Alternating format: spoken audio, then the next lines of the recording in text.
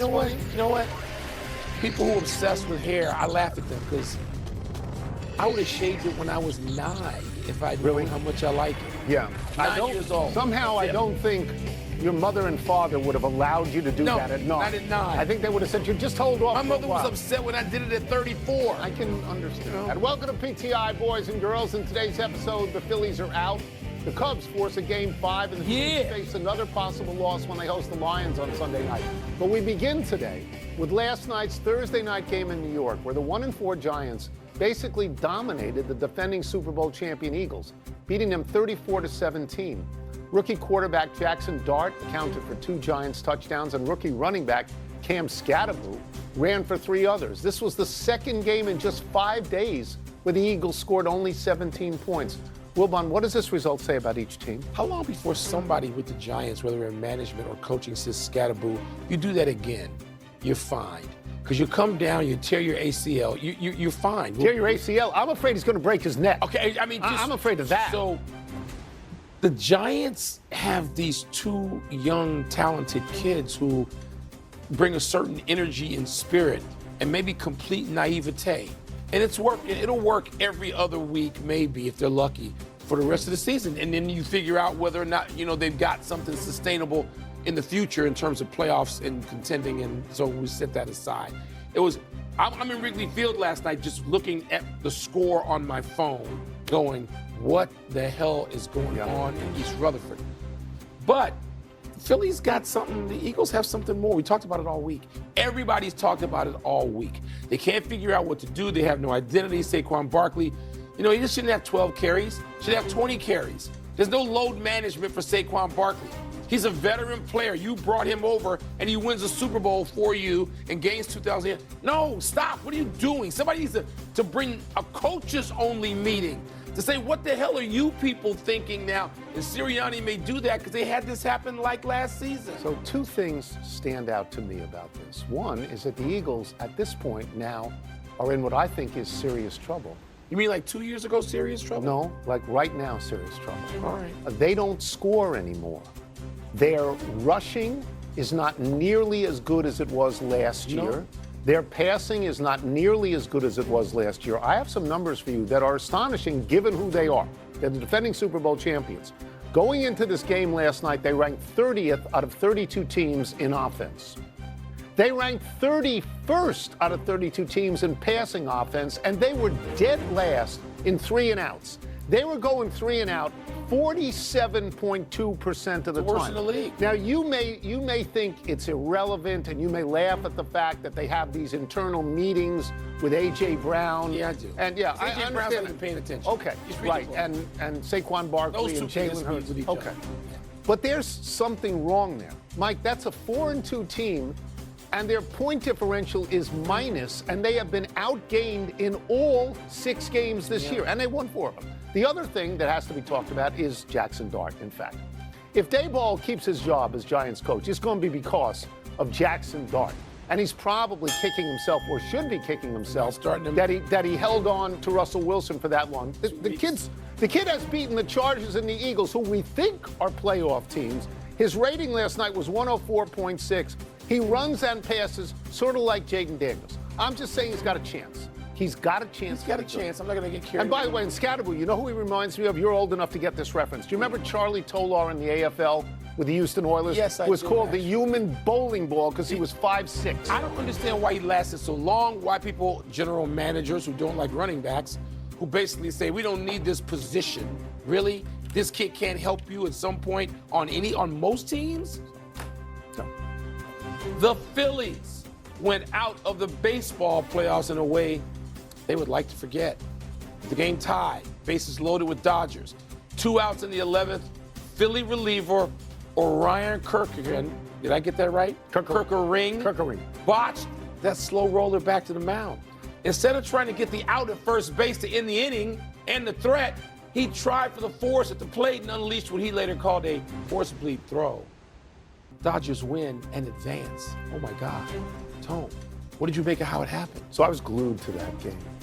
And, in that moment when Kerkering throws it away and the Dodgers score and the Dodgers win, the next shot is poignant and cinematic.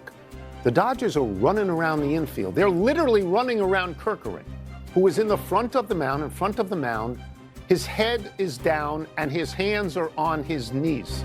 It is the moment of ultimate sadness for him and ultimate joy. Well, not World Series joy, but to keep winning a series. Ultimate joy for the Dodgers. And you feel for the kid at that point. Now, we've seen this 100 times already. We see Real Muto standing there pointing to first, saying, throw it to first. And the kid is, 40 feet away from home plate and throws it hard and throws it wide right and loses in that moment. And it's game over, series over. It's terrible. But I would point out to people that the only reason that the Phillies got the run that they got was on an error by a Dodgers relief pitcher. And that was Emmett Sheehan. There's a man on first, ground ball to Freeman. Freeman goes to Mookie, covering shortstop. Mookie comes back. The reliever is now covering first as he's supposed to do. Mookie has a good throw. He just misses it, goes into the dugout. The runner gets on second. Next batter up gets a hit, and you get a run. And it should have been 2 out and nobody on. I feel for this kid. I have covered a lot of events in my life where somebody made a mistake, a gaffe, and you identify immediately when you're there and you're in a locker room and you're 2 feet away from that person in misery. This is the definition of the phrase agony of defeat. Yeah. I was there when Ernest Biner fumbled at the goal line for, I'm sorry if everybody in Cleveland is just turning the TV off, in a huge game that the Browns are going to get to the Super Bowl. And to see the misery. But I was lifted a little bit in this case. I was lifted. I needed to feel better in that the way the Phillies players came to him and hugged him and talked to him and his manager and his coaches, and he's trying to walk right through them to get to a place where he can be by himself. And they're like, no, you're going to take this hug. Yeah. Essentially is what they did. Yeah. And that made me, that image is going to stay with me much longer than anything the Dodgers did last. So I think all the baseball series have been great, but you know that I do like the Phillies. I admire the Phillies. I think the Dodgers are a little bit better. Glasnow was great last night. Sasaki was great last night. I would have walked in the bottom of the 7th. I would have walked Ohtani as well, but I was stunned that Mookie Betts. On the 3-2 pitch, he didn't go for it. It was this high. It wasn't this high. It was this high. That's all it was. What was Ohtani going into that at bat? Like 1 for 19 or something? Lefty power, righty-lefty situation. But if Mookie Betts thinks he's going to walk against a guy who had one walk in 23 games, really? Let's stay with baseball. Move to where you were last night, Wrigley Field in Chicago, where your Cubs once again scored early. Ian Happ hit a 3-run homer in the first inning. Matthew Boyd, who I know you like, went into the 5th, gave up nothing. The Cubs shut out the Brewers 6-0, forced a decisive Game 5 tomorrow. Wilbon, what are your takeaways from the game, and who do you think has the edge tomorrow? Well, there's winning is staying alive. But, I've been to Wrigley Field 150 games in my life, and very few of them, if any, were like last night. Everybody who was there, who was either there or watching, understands if you're a Chicagoan, we got a lot of losing in Wrigley Field in the postseason. We got Bartman. You got Bartman. Hey, the one World Series in anybody's lifetime, we lost 2 of those 3. And so the 3rd game was just like desperation, just get through it. And to have that crowd, both managers said later, and I couldn't know this at the time, both managers said the crowd and the atmosphere affected the outcome of the game. Who says that? It was that both loud. Say that. I know. There was a joyousness about it. It wasn't as desperate as I might think because the Cubs were facing elimination. And the home run in the first inning, which took a lot of the pressure off the Ian Happ hit, that was just a bomb. It really changed things. And the question is, Tony, when they go back to Milwaukee, and this is a 90-mile trip. That's all this is.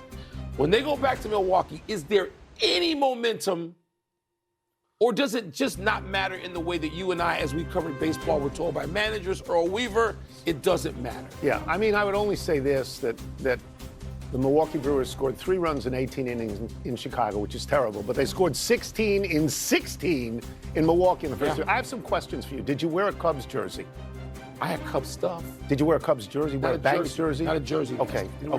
You were afraid it was going to be cold. Did you get inside? Did you go in a suite? Or did you sit up? Did you tough it out? So you toughed it out the whole way? 62 degrees. I'm proud of that. Yeah, I did. You were afraid at the beginning it was going to be too cold. Didn't anybody offer you a seat in the suite? I don't need it. I was fine. It was like you're going to laugh at me for saying this. It was sort of the crowd and the scene and all of it was sort of like the nights when Jordan played against the Lakers in the finals early in his career, the early finals. Patrick Kane and the Blackhawks when they actually went out and won. This is a place looking at that team and falling in love with that team. We may not have long to be in love with them because Game 5 is tomorrow at 9 o'clock Eastern time. And I don't know about pitching. I don't. Imanaga, who you'd like to trot out there, has not been effective. I think it's an 8 o'clock game. 8 o'clock game. I thought it was, 8 o'clock. Good. All right. Good enough. Okay. 8 o'clock Eastern. I just wanted to know how you. We're falling in love with them, but I'd like to have Dodgers, Cubs. That's what I'd like to have. Well, you have a chance. Fight with Irvin Johnson. You do have a chance. Let's take a break. Coming up, the Tigers and Mariners play their deciding Game 5 tonight. Who you got? And will the Chiefs fall to 2-4 after facing the Lions Sunday night? Toss-ups next. You want to tell the people the last time the Cubs went on the road for an elimination game, what happened? Happy hour.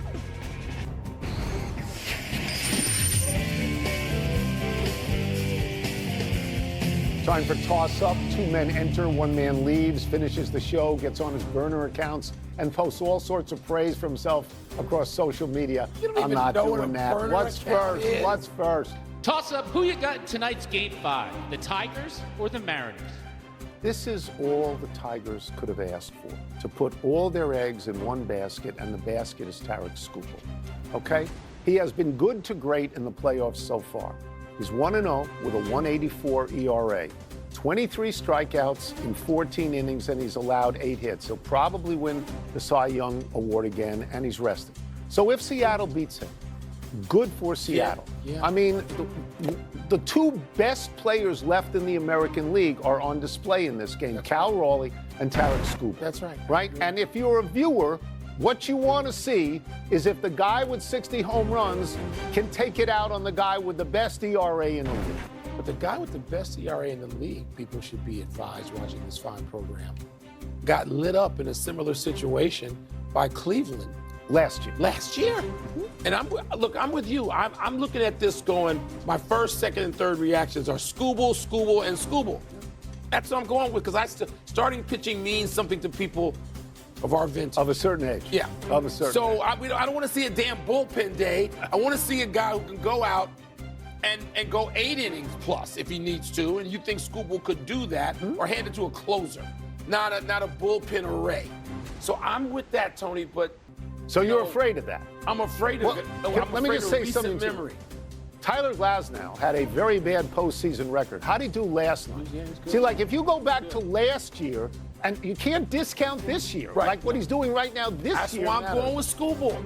I'm just saying this is and good for these 2. I'm happy that these 2 teams have this sort of showcase platform tonight. Happy to see it. Next. Toss-up, to which team are you leaning on Sunday night? The Lions or the Chiefs? Okay, the game is in Kansas City. Yeah. The Chiefs are 2-3. The last time the Chiefs started 2-4, they still made the playoffs. It was 2021. So history tells us this is not a critical game, although we feel that this might be a critical game. I look at Detroit right now. I think they're playing the best football in the NFL. They have the best scoring offense. After they lost to the Packers, in the next 4 games, they rocked out 161 points. So I am leaning towards them, but this gives me a very small window, a window in which Patrick Mahomes at home is an underdog and loses. Happened earlier this year against the Eagles, so there's precedent there. I'm going Kansas City this week. Every time this year already, we, meaning collectively across all networks, stupidly, loudly declared somebody was the best team in the league. Then they lost. Early on, it was the Packers. Then it was the Chargers. Then it was the Eagles. Now it's Detroit. Detroit's fine. Do you think they are the best team in the league right now? Probably. Yeah, that's what I think. I think probably. That's what I think. But they're still going to lose. Right. They're not going something and one. You think there's a curse of the best team? I just think that what we need to look at is an actual league and its trends and its patterns. We need to look at a league where no one is 72 Dolphins or 85 Bears or the 07 Patriots or whatever year that was. At some point, a dynasty slips, teeters. Yeah. Could that be happening this year? Yes, but they're going to win this game. Okay. They're going to win this game. They're going to knock Detroit back a little bit. And Detroit can recover next week. And I'm not saying that. And Kansas City. You're all in on Kansas City. This week. Okay. Only this week. Well, you put it in the confidence pool? Are you high up? Come on, you're going to show some guts here? Put it in the You're not. You're not going to do that. You know how many points I gave Kansas City in this Show me a camera. That's it. Great. I win. Let's take one final break. When we come back, will Wilbon's Mercury avoid a sweep in Game 4 of the WNBA Finals tonight? I don't know. I don't know. The Niners and the Bucks battle for a share of first. No, not a lot of confidence. Confidence. That's it. Refreshing taste of twisted tea, hard iced tea. Please drink responsibly. Part of Happy Hour. Happy time, people. Happy 39th birthday, Andrew McCutchen.